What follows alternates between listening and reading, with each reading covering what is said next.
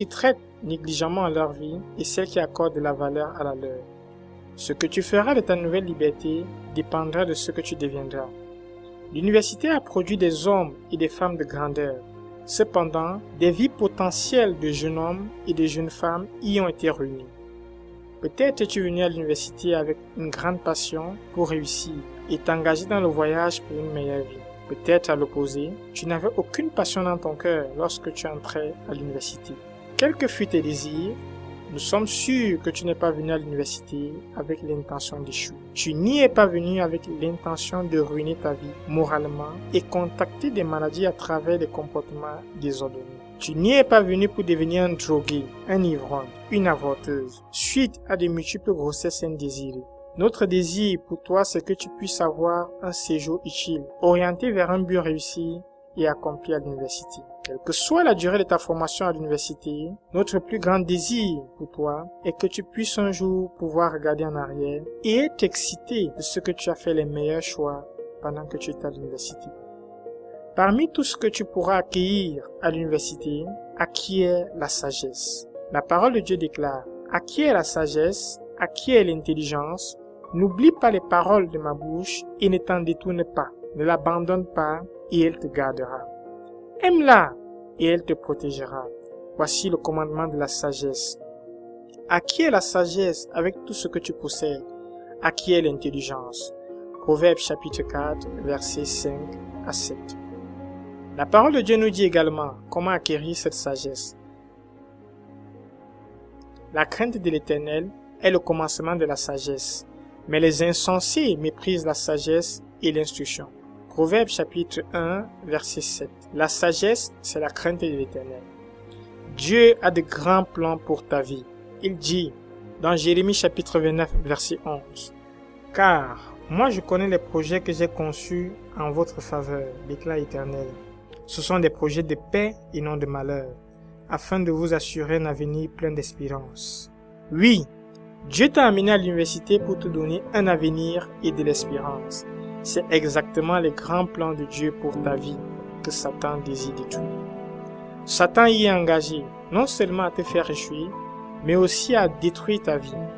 La parole de Dieu déclare, « Le voleur ne vient que pour dérober, égorger et détruire. » Jean chapitre 10, verset 10. Le voleur, c'est le diable. Il veut tuer ta grande passion et détruire ton futur et ta vie. Comment procède-t-il? Pendant que tu es à l'université, il essaiera de te séduire et de t'entraîner dans toutes sortes de passions impies. Passions sexuelles, pornographie, alcoolisme, drogue, vie de débauche, telles que listées dans Galates chapitre 5, versets 19 à 21. Or, les œuvres de la chair sont manifestes. Ce sont l'immoralité sexuelle, l'impureté, la débauche, l'idolâtrie, la magie, les inimitiés, les querelles, les jalousies, les animosités, les divisions, les sectes, l'envie, l'ivrognerie, les excès de table et les choses semblables. Je vous dis d'avance, comme je l'ai déjà dit, que ceux qui commettent de telles choses n'hériteront point le royaume des cieux. Tu as un choix à faire.